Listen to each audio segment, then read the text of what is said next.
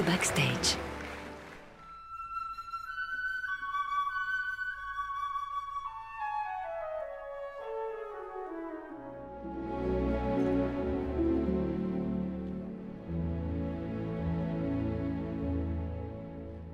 Bonjour, bienvenue à l'Opéra Comique, à la salle Favart.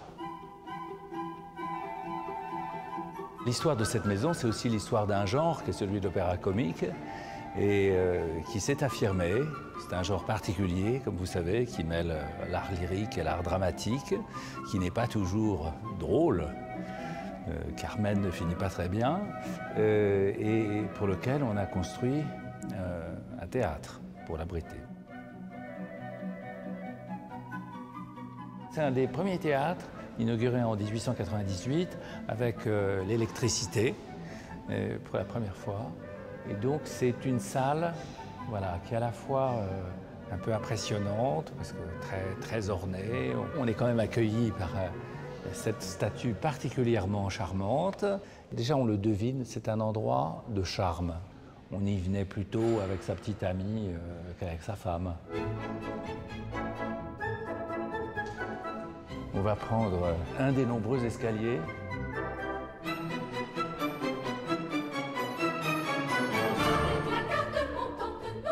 Vous voyez que cet avant-foyer est absolument magnifique. La décoration, avec des sols tout à fait extraordinaires. Et ça, on peut le voir à chaque étage.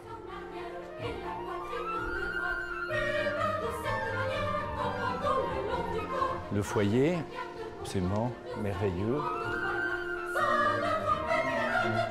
avec ses fresques.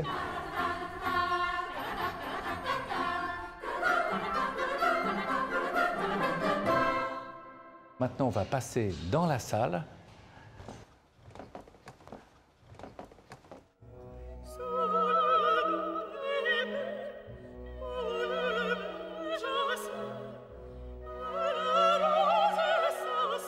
C'est une salle où on a l'impression d'être, on a le sentiment d'être avec les artistes.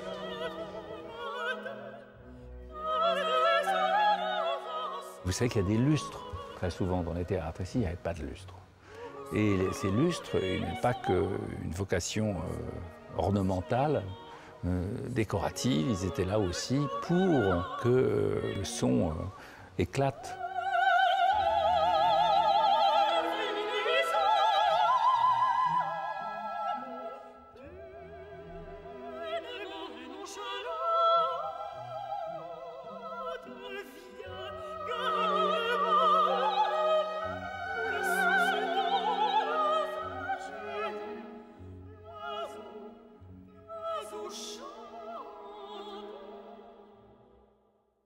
On va peut-être aller vers mon bureau. Hein? Le bureau du directeur a des vertus particulières. On peut y accéder depuis l'orchestre. On peut aller voir ce qui se passe et si la salle se remplit convenablement. Mais on peut aussi aller de ce côté, dans une petite loge qui permet d'avoir une vue sur la scène, quand c'est dégagé surtout. Il y a d'autres accès au plateau. Et ça, c'est l'entrée du bureau. Mais par ici, vous accédez directement sur la scène. Au début, on ne comprend rien. Parce que tous les couloirs se ressemblent. Ça, je peux vous perdre très facilement. Et voilà, c'est un bureau que j'aime beaucoup. Que j'aime beaucoup aussi parce qu'il est tout près du plateau. On s'aperçoit qu'on peut aller à mon secrétariat, mais on peut aller aussi au fond de la scène. Parce que voilà une porte par laquelle on retrouve un escalier qui permet de monter dans les loges au-dessus et qui permet aussi d'aller au fond de la scène. Voilà, où vous découvrez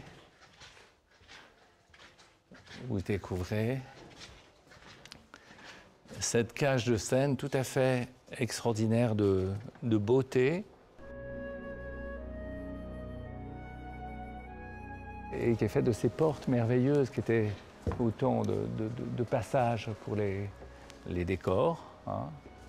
que derrière, vous aviez les feuilles de décor qui étaient rangées derrière ça, et qui est si belle qu'elle est très souvent utilisée par les metteurs en scène en tant que telle, parce qu'elle constitue un cadre merveilleux. Et c'est vrai qu'il n'y a rien de plus beau qu'un plateau nu. Quand certains metteurs en scène dégagent le plateau et qu'un artiste doit passer du fond de la scène à la face du côté court, il est obligé de traverser mon bureau. C'est très très drôle parce qu'il m'arrive de travailler tout en suivant la représentation et de voir passer des personnages maquillés, costumés, qui vont mourir dans quelques instants sur le plateau, ou retrouver leur amoureux. Voilà, c'est un bonheur. Là, on va au costume.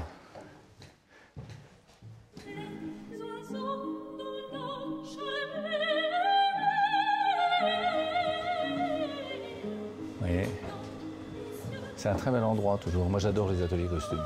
Et c'est la présence d'un atelier dans une maison, ça change tout. C'est quelque chose de très important.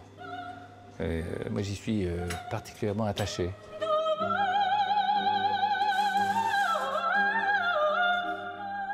C'est une sorte de cœur de la maison aussi.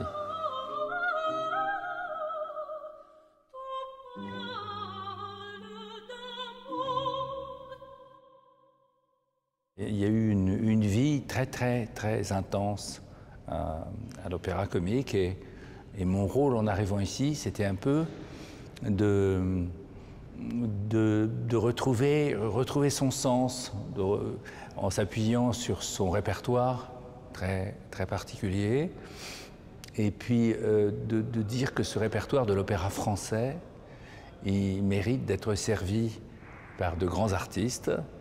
Et alors qu'il était un peu au bord de l'oubli, même si certains de mes prédécesseurs ont fait des choses magnifiques.